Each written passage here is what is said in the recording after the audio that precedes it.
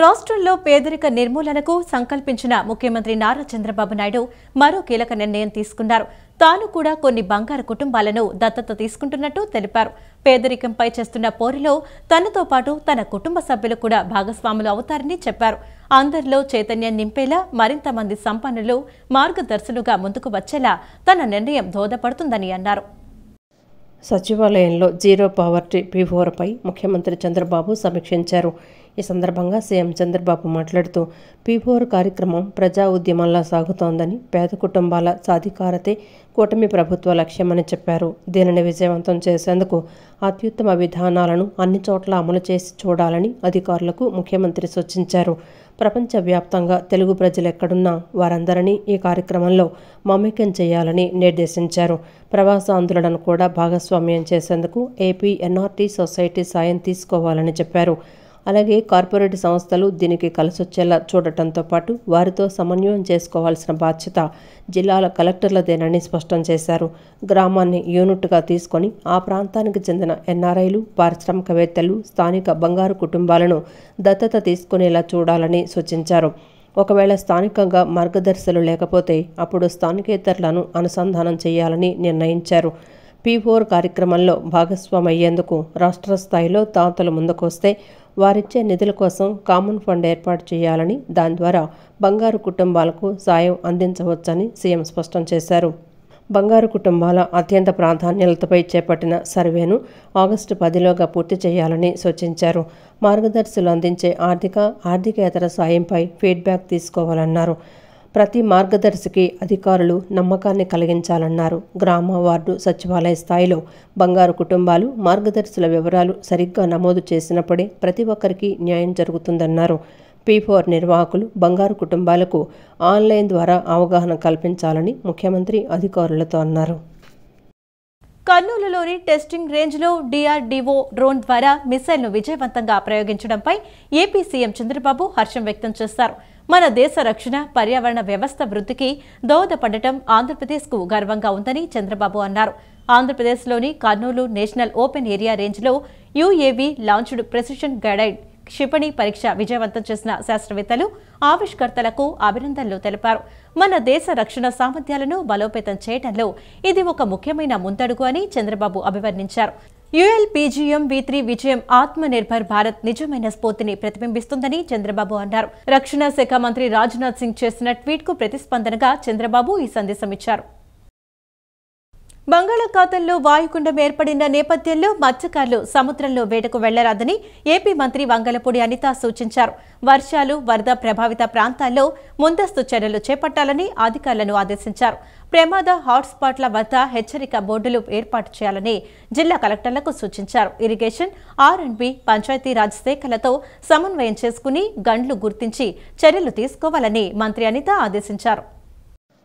రాష్ట్రంలో వర్షాలు కురుస్తున్నందున తీసుకోవాల్సిన జాగ్రత్త చర్యలపై విపత్తు నిర్వహణ MD ప్రఖర్ జైన్ సిబ్బందితో మంత్రి అనిత సమీక్ష నిర్వహించారు. వాయుగుండం రానున్న 24 గంటల్లో ఉత్తర ఒడిశా, పశ్చిమ బెంగాల్, జార్ఖండ్ వైపు కదులుతోందన్నారు. ఆదివారం వరకు కోస్తాంధ్రలో అక్కడక్కడ భారీ వర్షాలు, రాయలసీమ ప్రాంతంలో పలుచోట్ల తేలికపాటి నుంచి ఓ మోస్తరు వర్షాలు కురిసే వీలుంటుందని చెప్పారు. తీరం వెంబడి గంటకు 40 నుంచి 60 కిలోమీటర్ల వేగంతో ఈదురుగాలులు వీచే అవకాశం ఉందన్నారు.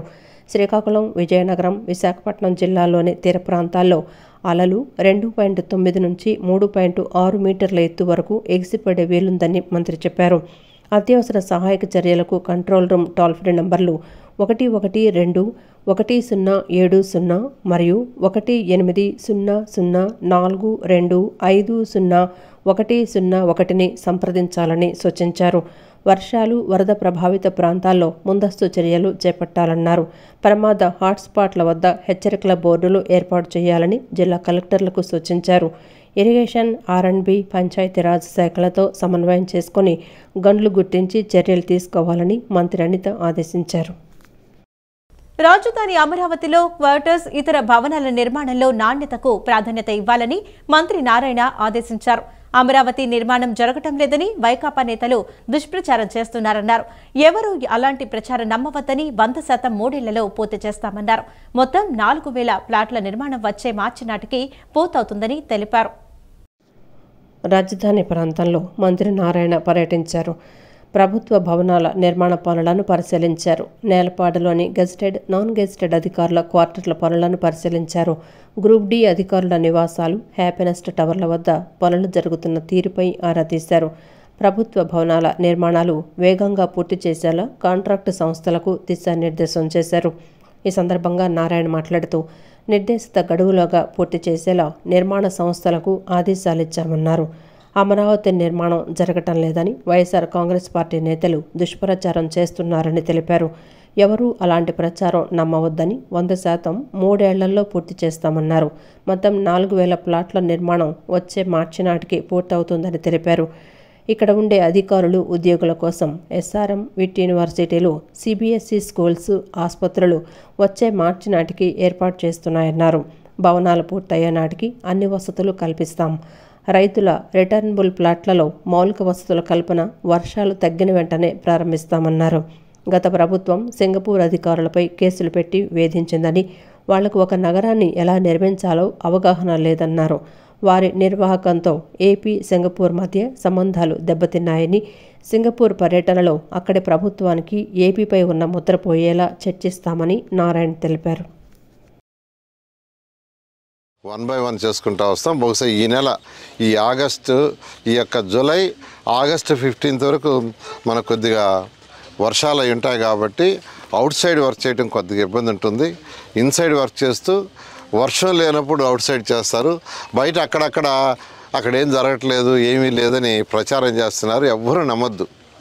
ఎటువంటి పరిస్థితుల్లో కూడా Amaravati capital city A to Z 3 సంవత్సరాలు ఎటువంటి పరిస్థితుల్లో కూడా పూర్తి చేస్తామని ప్రతినిధులు ఈ యొక్క అమరావతి క్యాపిటల్ సిటీలో ఉండే రైతు సోదరులందరూ తెలియజేస్తాం. Thank you. కానీ రైతులు కోరుతుంది ఏంటంటే మీరు మీ బిల్డింగులు లేకపోతే రోడ్లు వేస్తున్నారు. ఇక్కడ అమరావతి క్యాపిటల్ సిటీలో ఈ బిల్డింగ్స్ ఒక తీరండి. రెండోది ట్రంక్ రోడ్స్, మెయిన్ రోడ్స్, తర్వాత వచ్చి ఇంటర్నల్ రోడ్స్ అంటే లేఅవుట్స్ 2 ఉన్నాయండి. ఈ రెండింటికి కూడా టెండర్ ఇచ్చాం. 360 కిలోమీటర్ల ట్రంక్ రోడ్స్ అవి కూడా వర్క్ జరుగుతున్నాయి. అయితే వర్షం వల్ల కొద్దిగా అది ఇబ్బంది జరుగుతుంది. అదేవిధంగా లేఅవుట్స్లో కూడా రోడ్లు 1500 కిలోమీటర్స్ రోడ్స్ టెండర్ ఇచ్చింది. అది కూడా వర్క్ మొదలుపెట్టారు. అయితే వర్షాల వల్ల కొద్దిగా ఇబ్బంది అవుతుంది. అది నేను అనుకోవటం వచ్చే నెల 15వ తేదీ వరకు కొద్దిగా ట్రబుల్గానే వర్క్ జరుగుతుంది. ఆ తర్వాత యాక్చువల్గా వేగవంతంగా పోతుంది. అదేవిధంగా కొండవీటి వాగు, పాలవాగు, గ్రావిటీ కెనాల్ 3 కూడా టెండర్లు ఇచ్చాం. 3 వర్క్స్ కూడా టేకప్ అయినాయి. వాటిల్లో కొండవీటి వాగు అయితే 10% వర్క్ కూడా అయిపోయింది తవ్వకం. అయితే ఈ వర్షాల వల్ల ఏంటంటే కొద్దిగా ఇబ్బంది అవుతుంది. అది కూడా యాక్చువల్గా వర్షాలు తగ్గంగానే వాళ్ళు కూడా వేగవంతం చేయడం. దేశంలో అత్యుత్తమ మోడల్లో Mangalagiri gems and jewellery park నిర్మాణం చేపట్టాలని ఐటీ విద్యాశాఖ మంత్రి నారా లోకేష్ అధికారులను ఆదేశించారు.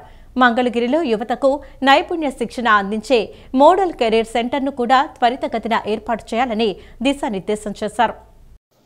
మంగళగిరిలో జెమ్స్ అండ్ జ్యువెలరీ పార్క్ ఏర్పాటుపై అధికారులతో ఉండవల్లి నివాసంలో మంత్రి నారా లోకేష్ సమీక్షించారు. దేశంలో అత్యుత్తమ మోడల్లో Mangalagiri gems and jewellery park నిర్మాణం చేపట్టాలని ఈ సందర్భంగా అధికారులను లోకేష్ ఆదేశించారు. పార్కుతో పాటు కేంద్ర ప్రభుత్వ సహకారంతో కామన్ ఫెసిలిటీ సెంటర్ నిర్మాణాన్ని త్వరితగతిన పూర్తి చేయాలన్నారు. ఆభరణాల తయారీలో ప్రపంచ స్థాయి శిక్షణ అందించేలా చర్యలు తీసుకోవాలని లోకేష్ సూచించారు.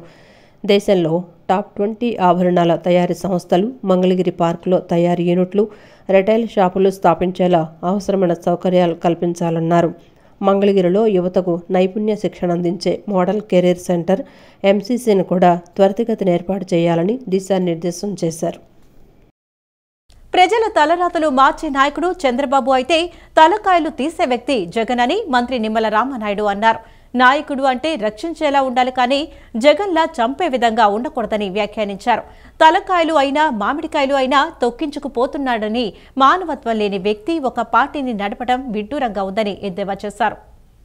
తిరుపతి నియోజకవర్గంలో నిర్వహించిన సుపరిపాలనలో తొలి అడుగు కార్యక్రమంలో మంత్రి నిమ్మల పాల్గొన్నారు. ఈ సందర్భంగా మంత్రి విలేకరులతో మాట్లాడుతూ పారిశ్రామికవేత్తలు రాష్ట్రానికి రావాలంటే భయపడుతున్నారని, మళ్లీ జగన్ రాడు అని భరోసా ఇవ్వమంటున్నారని తెలిపారు.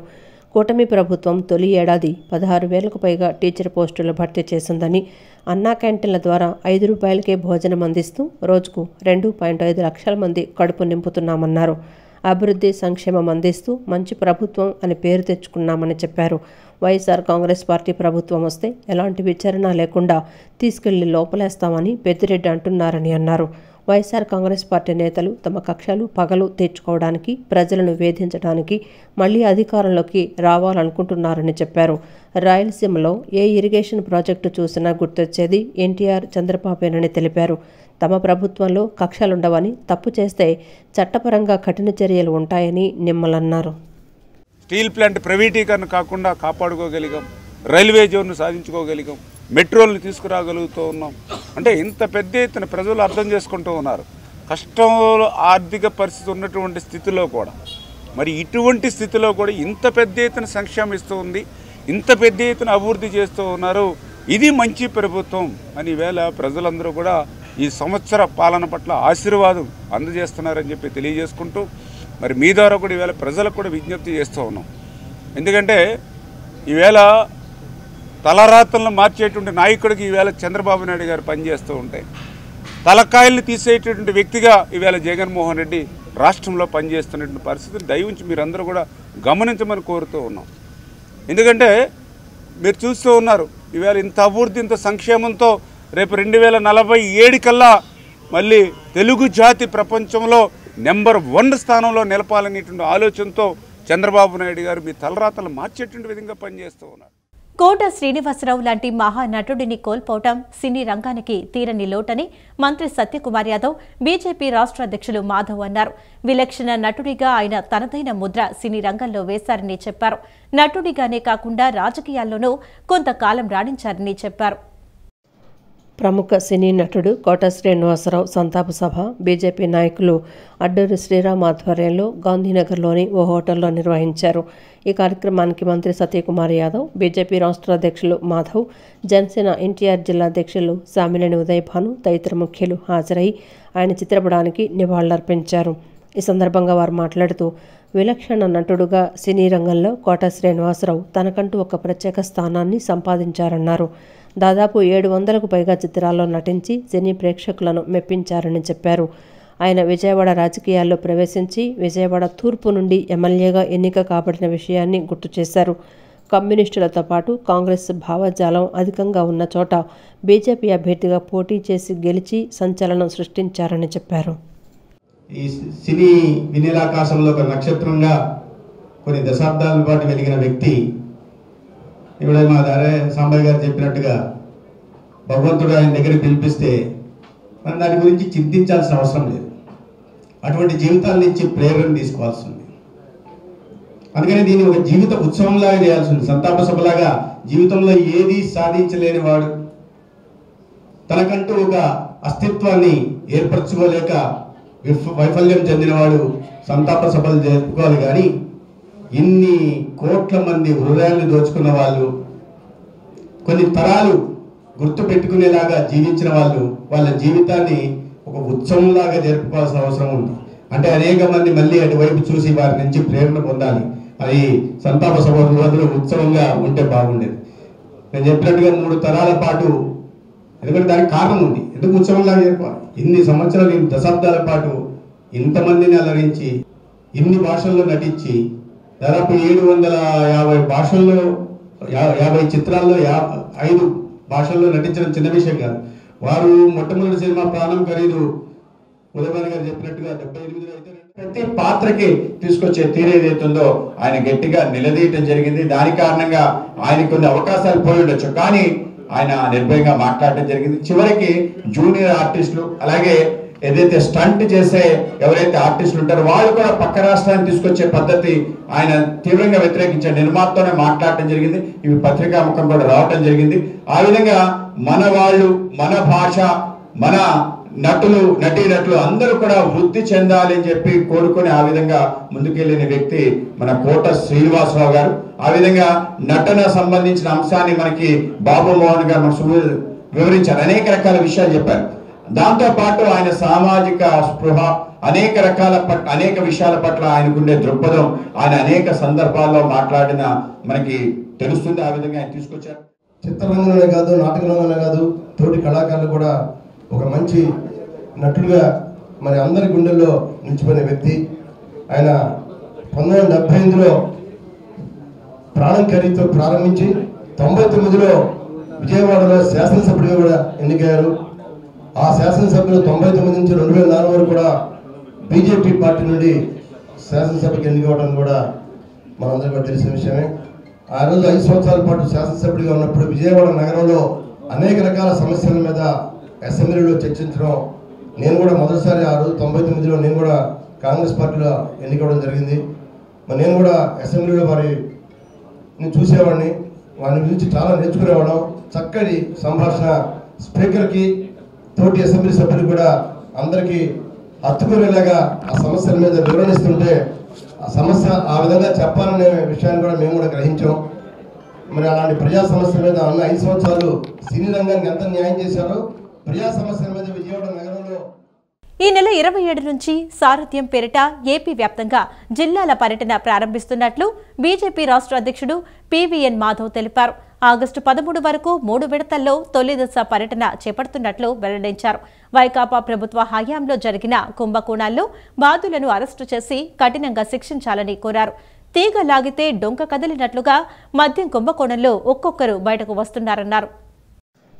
ఈ నెల 27 నుంచి సారథ్యం పేరిట నిర్వహించనున్న జిల్లాల పర్యటనకు సంబంధించిన ప్రచార సామగ్రిని విజయవాడలోని బీజేపీ పార్టీ రాష్ట్ర కార్యాలయంలో రాష్ట్ర అధ్యక్షుడు మాధవ్ ఆవిష్కరించారు. ఈ సందర్భంగా మాధవ్ మాట్లాడుతూ ఈ నెల 27 నుంచి ఆగస్టు 13 వరకు 3 విడతల్లో తొలిదశ పర్యటన చేపడుతున్నట్లు వెల్లడించారు.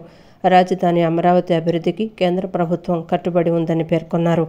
రాజధాని నుంచి అన్ని ప్రాంతాలకు అనుసంధానం ఉండేలా రహదారులు, రైల్వే కనెక్టివిటీ పెంచేలా చర్యలు తీసుకుంటోందని చెప్పారు. జాతీయ రహదారుల నిర్మాణంలో భూసేకరణ కోసం 30,000 కోట్ల వరకు నిధులను కేంద్ర ప్రభుత్వం ఖర్చు చేయబోతోందన్నారు. ఇటీవల తన ఢిల్లీ పర్యటనలో పార్టీ సంస్థాగత అంశాలు, ఆలోచనలతో పాటు రాష్ట్రానికి మంజూరైన ప్రాజెక్టులు, ఇతర అభివృద్ధి కార్యక్రమాల గురించి కూడా కేంద్ర మంత్రులతో చర్చించినట్లు తెలిపారు. నర్సాపురం ప్రాంతంలో అగ్రి కామర్స్ హబ్ కోసం గతంలో 100 కోట్లు ఇచ్చినా అప్పటి ప్రభుత్వం నిర్లక్ష్యం చేసిందని విమర్శించారు. మళ్లీ అగ్రి కామర్స్ హబ్ పునఃప్రారంభించేందుకు ప్రయత్నిస్తామన్నారు. వ్యవసాయ ఆధారిత పరిశ్రమల్లోనూ సాంకేతికతను అందిపుచ్చుకునేలా ప్రోత్సహిస్తున్నామన్నారు.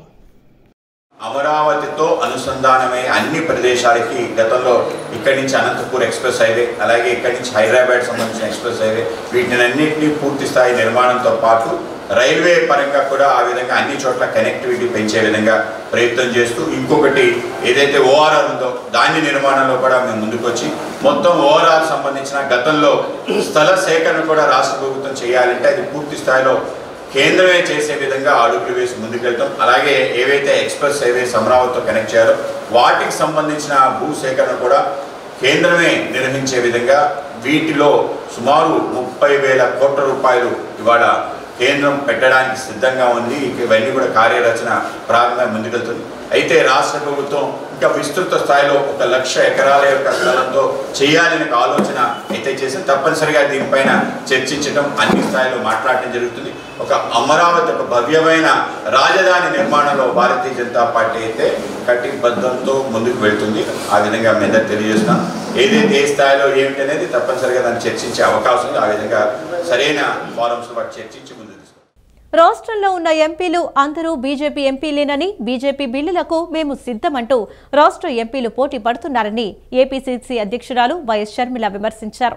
ఆంధ్రరత్న భవన్లో నిర్వహించిన విలేకరుల సమావేశంలో ఆమె మాట్లాడారు. 11 ఏళ్లుగా విభజన సమస్యలు పెండింగ్లో ఉన్నాయని, అందరూ మోడీ మెప్పు కోసమే మోడీ దగ్గర పోటీ పడుతున్నారన్నారు. రాష్ట్ర విభజన సమస్యల మీద ఒక్కరూ మాట్లాడేవారు లేరన్నారు. అందరూ బీజేపీ తొత్తులేనని, బీజేపీ చేతుల్లో కీలుబొమ్మల్లా మారారన్నారు. మన ఎంపీలు పార్లమెంట్కి మోడీ భజన కోసం హాజరవుతున్నారని తెలిపారు. రాష్ట్ర ఎంపీలకు చీము నెత్తురు ఉంటే, దమ్ము ధైర్యం ఉంటే హోదా మీద తాడో పేడో తేల్చాలన్నారు. మనకు జరిగే అభివృద్ధి ప్రత్యేక హోదాతో అయితే కనీసం 5 లక్షల కోట్ల విలువ చేసే లాభం ఉంటుందని ఆ రోజుల్లోనే అంచనా వేశారు. మరి అలాంటిది 70,000 కోట్లతో స్పెషల్ ఎకనామిక్ ప్యాకేజ్ ఇస్తామని ఒప్పుకోవడం దుర్మార్గం కాదా? ఇప్పటికైనా చెప్తున్నాం, రాహుల్ గాంధీ గారు 10 సంవత్సరాల ప్రత్యేక హోదా ప్రామిస్ చేశారు. కాంగ్రెస్ పార్టీ అధికారంలోకి వచ్చిన వెంటనే అది అమలు చేస్తుంది. కానీ ఈ లోపల కూడా మన ఆంధ్ర రాష్ట్రానికి చెందిన ఎంపీలందరూ కలిసి ప్రత్యేక హోదా మీద నిలదీయాల్సిన అవసరం ఉంది. ప్రత్యేక హోదా మీద తాడో పేడో తేల్చుకోవాల్సిన అవసరం ఉంది. చంద్రబాబు గారు సమాధానం చెప్పాలి. ఎందుకు కూటమికి మీరు మద్దతు ఇస్తున్నారు, ఎందుకు బీజేపీకి మీరు మద్దతు ఇస్తున్నారు? ఈరోజు మీ మద్దతు లేకపోతే అసలు కేంద్రంలో బీజేపీ మోడీ ఉండే పరిస్థితే లేదు. మనకి ఏం లాభం చేస్తున్నారని చంద్రబాబు గారు మద్దతు ఇస్తున్నారో ఆంధ్ర రాష్ట్ర ప్రజలకు సమాధానం చెప్పాలి. ప్రతిభ గల పేద కబడ్డీ క్రీడాకారులకు గుర్తింపు, గౌరవం కల్పించడంతో పాటు ఆర్థిక ప్రయోజనం చేకూరేలా యువ కబడ్డీ సిరీస్ను నిర్వహిస్తున్నట్లు ఆంధ్ర కబడ్డీ అసోసియేషన్ కార్యదర్శి యలమంచిలి శ్రీకాంత్ తెలిపారు. 10 సంవత్సరాల పాటు ఏపీ కబడ్డీ అసోసియేషన్ యువ కబడ్డీతో ఒప్పందం చేసుకుందని, అందులో భాగంగా మొట్టమొదటి సిరీస్ నిర్వహించేందుకు ప్రతిభ గల క్రీడాకారులను ఎంపిక చేసేందుకు విజయవాడ గుంటుపల్లిలోని సీఏ కన్వెన్షన్ సెలక్షన్స్ నిర్వహించామని తెలిపారు. ఈ ఎంపికలకు రాష్ట్ర వ్యాప్తంగా 600 మంది కబడ్డీ క్రీడాకారులు పాల్గొన్నారని చెప్పారు. ఆంధ్ర కబడ్డీ అసోసియేషన్ ఆధ్వర్యంలో యువ కబడ్డీ సిరీస్ నిర్వహణకు ప్రతిభ గల క్రీడాకారుల సెలక్షన్స్ను విజయవాడ గుంటుపల్లిలోని సీఏ కన్వెన్షన్లో నిర్వహించారు. రాష్ట్రంలోని వివిధ జిల్లాల నుంచి సుమారు 600 మంది క్రీడాకారులు పాల్గొన్నారు. ఈ సందర్భంగా ఆంధ్ర కబడ్డీ అసోసియేషన్ కార్యదర్శి యలమంచిలి శ్రీకాంత్ మాట్లాడుతూ యువ సిరీస్కు క్రీడాకారుల ఎంపికలు నిర్వహించామని తెలిపారు. ఈ ఎంపికల్లో 160 మంది క్రీడాకారులను ఎంపిక చేసి 8 జట్లుగా విభజించి ఆగస్టు 15 నుంచి 30వ తేదీ వరకు లీగును నిర్వహిస్తామని చెప్పారు. ఈ లీగులో ప్రతిభ కనపరిచిన క్రీడాకారులను గుర్తించి 4 జట్లు చేస్తామని తెలిపారు. క్రీడాకారులకు మంచి ప్రయోజనకరంగా ఉండేలా లీగును తయారు చేయడం జరిగిందన్నారు. ఏ, బి, సి గ్రేడ్లుగా క్రీడాకారులను విభజించడం జరుగుతుందని, ఏ గ్రేడ్లో 2.5 లక్షల నుంచి 3 లక్షల రూపాయల వరకు, బి గ్రేడ్లో 2 లక్షల వరకు, సి గ్రేడ్లో ₹1,00,000 వరకు క్రీడాకారులకు మంచి నగదు బహుమతి వచ్చే విధంగా చేయటం జరిగిందని తెలిపారు. అనంతరం శాప్ డైరెక్టర్ ప్యారం రవీంద్రనాథ్ మాట్లాడుతూ ఈ కబడ్డీ ఉత్సవాల వల్ల ఆంధ్రప్రదేశ్కు కబడ్డీ క్రీడకు తెలుగు క్రీడాకారులకు మంచి గుర్తింపు వస్తుందన్నారు. ఎక్కువ మంది పేద క్రీడాకారులు ఆడేది కబడ్డీ క్రీడని, అటువంటి పేద క్రీడాకారులకు ఒక గుర్తింపు, గౌరవంతో పాటు నగదు ప్రయోజనం కూడా జరగబోతోందన్నారు. అనంతరం Andhra kabaddi association working president Arjun Rao మాట్లాడుతూ సంఘం అధ్యక్షురాలు కేవి ప్రభావతి, కార్యదర్శి యలమంచిలి శ్రీకాంత్ ఆధ్వర్యంలో 11-8 ఇండియా స్పోర్ట్స్ టోర్నమెంట్ నిర్వహించడానికి ముందుకొచ్చిందన్నారు. పేద కబడ్డీ క్రీడాకారులకు ఆర్థికంగా సహాయం చేయాలనే ఉద్దేశంతో, అదేవిధంగా కొన్ని డిపార్ట్మెంట్ల ద్వారా రిక్రూట్మెంట్లు కూడా ఆశించడం జరుగుతోందన్నారు. 8 టీములుగా విభజించి ఆగస్టు 15 నుంచి 30వ తారీఖు వరకు కూడా 15 రోజుల పాటు లీగ్ అనేది జరుగుతుంది. ఈ లీగ్లో ప్రతిభ కనపరిచిన క్రీడాకారులందరి నుంచి మళ్ళీ 4 టీములు చేసి 8 నుంచి తెలంగాణ, ఆంధ్ర 2 కలిపి తెలుగు కబడ్డీ లీగ్ అని చాలా పెద్ద ఎత్తున క్రీడాకారులందరికీ మంచి ప్రయోజనపరంగా ఉండే విధంగా తయారు చేయడం జరిగింది. A grade, B grade, C grade అన్నారు. ఏ గ్రేడ్లో 2.5 నుంచి 3 లక్షల వరకు, అలాగే 2 లక్షల వరకు బి గ్రేడ్, సి గ్రేడ్ 1,00,000 వరకు, అలా ప్లేయర్స్ అందరికీ కూడా మంచి నగదు బహుమతి వచ్చే విధంగా 10 సంవత్సరాల పాటు మా ఆంధ్ర కబడ్డీ అసోసియేషన్ యువ కబడ్డీతో టైఅప్ అయింది. దానిలో భాగంగా మొట్టమొదటి సెలక్షన్స్ ఇక్కడ సీఏ కళ్యాణ మండపంలో జరగడం జరిగింది. ఆర్థిక ప్రయోజనంతో పాటు మంచి గుర్తింపు వస్తుంది. ఈ కబడ్డీ ఉత్సవాల వల్ల ఆంధ్రప్రదేశ్కి, అలాగే తెలుగు క్రీడాకారులకి, అలా కబడ్డీ క్రీడకు ఎంతో ప్రయోజనం చేకూరుతుంది, గుర్తింపు వస్తుంది. దీనికి ప్రధాన కారకులు ఆంధ్ర కబడ్డీ అసోసియేషన్ మరియు దాని సెక్రటరీ శ్రీకాంత్ గారు. వీరందరినీ కూడా నేను మా శాప్ తరపున, వ్యక్తిగతంగా నా తరపున కూడా హృదయపూర్వకంగా అభినందిస్తున్నాను. ఎక్కువ మంది పేద క్రీడాకారులు ఆడేది కబడ్డీ గేము. అటువంటి పేద క్రీడాకారులకి ఒక గుర్తింపు, గౌరవంతో పాటు ఒక నగదు ప్రయోజనం కూడా జరగబోతుంది. దీనికి హృదయపూర్వకంగా నేను వీరందరినీ కూడా అభినందిస్తున్నాను. 11-8 ఇండియా స్పోర్ట్స్ ఈ టోర్నమెంట్ ఆర్గనైజ్ చేయడానికి ముందుకు వచ్చింది. అది మా అసోసియేషన్ ద్వారా ఎంతో పేద కబడ్డీ ప్లేయర్స్ అందరూ కూడా ఫైనాన్షియల్గా సపోర్ట్ చేయాలనే ఉద్దేశంతో, అదేవిధంగా రిక్రూట్మెంట్ ద్వారా కూడా కొన్ని డిపార్ట్మెంట్ని ఆశించడం జరుగుతుంది.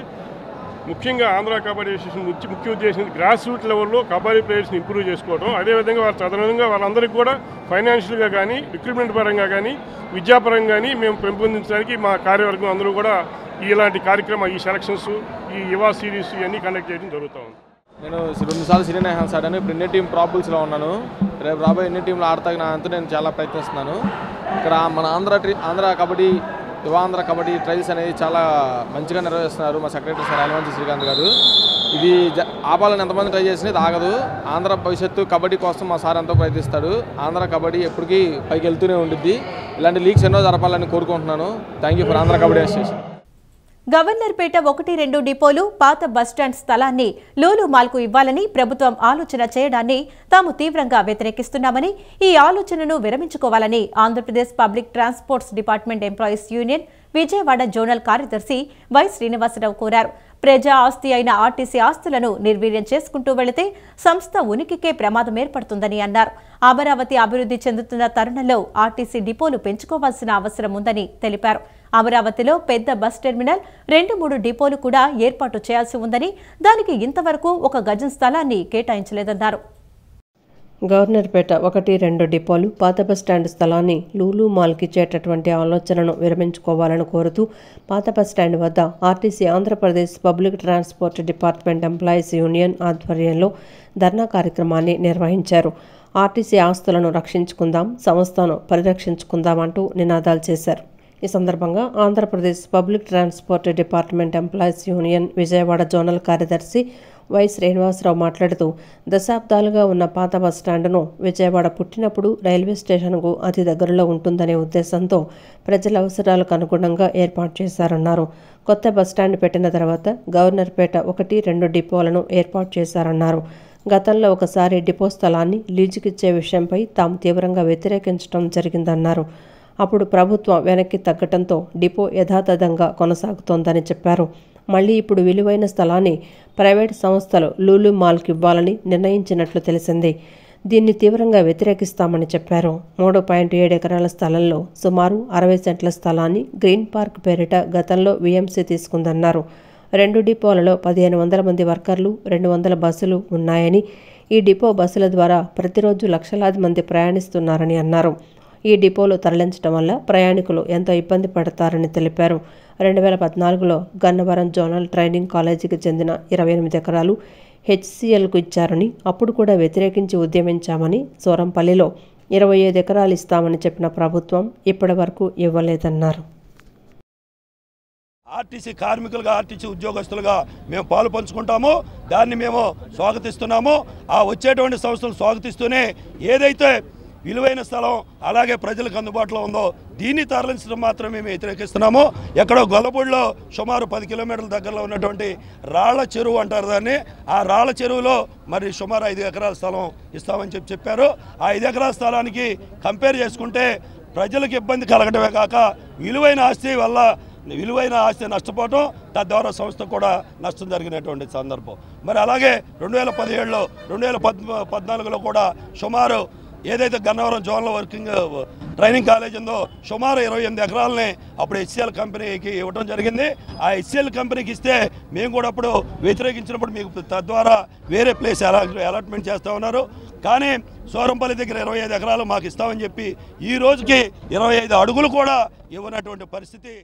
విద్యారంగంలో నెలకొన్న సమస్యలను పరిష్కరించడంలో కూటమి ప్రభుత్వం విఫలమైందని పీడీఎస్యూ రాష్ట్ర ప్రధాన కార్యదర్శి కిరణ్ కుమార్ ఆరోపించారు.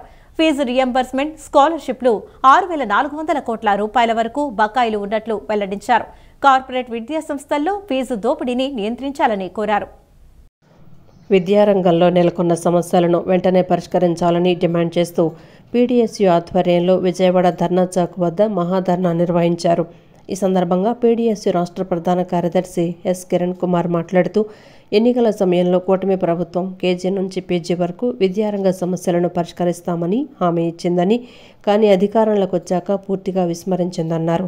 ప్రస్తుతం రాష్ట్రంలో 6,400 కోట్ల వరకు ఫీజు రియంబర్స్మెంట్, స్కాలర్షిప్లు పెండింగ్లో ఉన్నాయన్నారు. ఇది విద్యార్థులపై తీవ్రమైన ప్రభావం చూపుతోందని చెప్పారు. రాష్ట్రంలో ఖాళీగా ఉన్న టీచర్ పోస్టులను భర్తీ చేయాలని డిమాండ్ చేశారు. సాంఘిక సంక్షేమ శాఖ అధీనంలో ఉన్న హాస్టళ్లలో మెస్ ఛార్జీలను పెరుగుతున్న ధరలకు అనుగుణంగా పెంచాలని కోరారు. ఆహార ధరలు పెరిగినా విద్యార్థుల మెస్ బిల్లులు మాత్రం పెరగలేదని చెప్పారు. ప్రస్తుతం అన్ని సంక్షేమ హాస్టళ్లు అద్దె భవనాల్లో కొనసాగుతున్నాయని, ఈ హాస్టళ్లను అద్దె భవనాల నుంచి సొంత భవనాలుగా మార్చాలని ప్రభుత్వాన్ని కోరారు. ముఖ్యమంత్రి చంద్రబాబు నాయుడు అధునాతనమైన ప్రభుత్వం వచ్చిందని చెప్తున్నారు, కానీ విద్యారంగానికి ప్రాధాన్యం ఇవ్వటం లేదని విమర్శించారు. నిరుద్యోగులకు హామీ ఇచ్చిన నిరుద్యోగ భృతి అమలుపై ఎలాంటి చొరవ చూపటం లేదని అన్నారు. యువతకు ఉజ్వల భవిష్యత్తు కల్పించాలంటే ఉద్యోగ అవకాశాలు కల్పించాల్సిన అవసరం ఉందన్నారు. విద్యారంగంలో సమస్యలపై ప్రభుత్వం తక్షణమే స్పందించాలని, సమస్యలు పరిష్కరించే దిశగా చర్యలు తీసుకోవాలని కోరారు. ఈరోజు రిజిస్టార్ల పేరుతో ఈరోజు వీసీలు లేకుండా ఏ నియామకాలు చేసుకుని ఈరోజు రాష్ట్రంలో వీసీలని ఈరోజు పెట్టకుండా ఈరోజు రాష్ట్రంలో ఆ డబ్బులు కూడా ఈరోజు ప్రభుత్వం మిగిల్చుకుంటా ఉంది. ఈ యూనివర్సిటీలో ఉన్నటువంటి హాస్టల్లో కూడా ఈరోజు సమస్యలు ఉన్నాయి. ఈ మధ్యకాలంలోనే నన్న యూనివర్సిటీలో ఉన్నటువంటి విద్యార్థులందరూ కూడా రోడ్లు ఎక్కారు, పెద్ద ఎత్తున ఆందోళన కూడా చేశారు. ఈ ప్రభుత్వానికి గుర్తుందో లేదో, ఇది గత డిసెంబర్ నెలలో జరిగింది. అలాగే ఈ మధ్యకాలంలో ఇదే విజయవాడ నగరంలో ఈరోజు కొన్ని కార్పొరేట్ విద్యాసంస్థలు, నారాయణ, శ్రీ చైతన్య, భాష్యం లాంటి విద్యాసంస్థలు లైసెన్సులు లేకుండా ఈరోజు నడుస్తూ ఉన్నాయి. వీటి మీద చర్యలు తీసుకోవట్లేదు ఈ ప్రభుత్వం. అలాగే ఈరోజు ఈ మధ్యకాలంలో జరిగినటువంటి ఎన్టీఆర్ యూనివర్సిటీ దగ్గర వైద్యులు ఎవరైతే ఉన్నారో వాళ్ళకి కావాల్సినటువంటి వాళ్ళ చట్టాన్ని కూడా అమలు చేసి వాళ్ళకి ఇస్తానటువంటి ఎలక్షన్ ముందు ఇస్తానటువంటి హామీని అమలు చేసి ఈరోజు వైద్య విద్యార్థులు వాళ్ళకి నష్టం కలగకుండా, వాళ్ళ హక్కులు కూడా భంగం కలగకుండా ఈ ప్రభుత్వం చూడాలని చెప్పి ఈ సందర్భంగా ఈ ప్రభుత్వాన్ని హెచ్చరిస్తా ఉన్నాం. విద్యారంగంలో మౌలికమైనటువంటి శాస్త్రీయమైనటువంటి అవగాహనతో కలిగినటువంటి సిలబస్ కానీ ఎడ్యుకేషన్ కానీ అందిస్తామని చెప్పినటువంటి ప్రభుత్వం ఈరోజు రాష్ట్రంలో ఉన్నటువంటి ఖాళీగా ఉన్నటువంటి 50,000 టీచర్ పోస్టులను భర్తీ చేయకుండా నిర్లక్ష్యంగా వ్యవహరిస్తూ ఉంది. మేము తరగతి గది ఉన్నప్పటికీ కూడా విద్యార్థికి ఉపాధ్యాయుడు ఎంత అవసరమో తెలిసినటువంటి ఈ ప్రభుత్వం ఉపాధ్యాయ పోస్టులను భర్తీ చేయండి, అలాగే ఖాళీగా ఉన్నటువంటి ప్రొఫెసర్ పోస్టులను భర్తీ చేయండి, అలాగే నాణ్యత కలిగినటువంటి స్కూల్ యూనిఫామ్ కానీ డ్రెస్ కానీ ఇవన్నీ కూడా. వ్యాలిడేషన్ చట్టాన్ని రద్దు చేయాలని, తమకు వ్యాలిడేషన్ చట్టం వద్దని all India BSNL pensioners welfare association chief adviser MRS Prakash Rao తెలిపారు. Forum of civil pensioners association ఆధ్వర్యంలో తమ డిమాండ్లు పరిష్కరించాలని కోరుతూ గాంధీనగర్ ధర్నా చౌక్ లో ధర్నా కార్యక్రమం నిర్వహించారు. ఈ సందర్భంగా ఆయన మాట్లాడుతూ వ్యాలిడేషన్ నిబంధన అనేది మోసమని, దీనిని వెంటనే రద్దు చేయాలన్నారు. తమకు తమ హక్కులు కావాలని, సమపాళ్లతో పింఛన్ పునఃపరిశీలన చేయాలని తెలిపారు. 8వ వేతన సంఘాన్ని వెంటనే నియమించాలని, సమాన పని సమాన పింఛన్ వెంటనే పునఃపరిశీలన చేయాలని డిమాండ్ చేశారు. ఈ ధర్నా చౌక్లో అసెంబ్లీ కావటం ఎంతో ఆనందదాయకం. చాలా హుషారుగా అందరూ కూడా ముందుకొచ్చి వర్షం ఉన్నప్పటికీ కూడా ఇక్కడ సమావేశమయ్యి ఇక్కడ పాల్గొనటం అనేది ఎంతో అందరికీ కూడా నేను ధన్యవాదాలు తెలుపుకుంటున్నాను. కాబట్టి మనం సాధించే వరకు కూడా మనం పోరాడుతూనే ఉండాలి. ఎంతకాలం అవుతుందో మనకి తెలియదు. మనం కూడా సుప్రీంకోర్టుతో వాల్యుయేషన్ యాక్ట్ మీద ఛాలెంజ్ చేస్తున్నాం. అది ఈ నెలలోనే అది కూడా అయిపోతుంది. కాబట్టి మనం అందరం కలిసి ఏకతాటి మీద ముందుకు నడవాలి అనేదే నా స్లోగన్. కాబట్టి మనం విజయం సాధించే వరకు కూడా మనం వదలకుండా పోరాడుతూనే ఉండాలని నా కోరిక. ఈ వార్తలు ఇంతటితో సమాప్తం. నమస్కారం.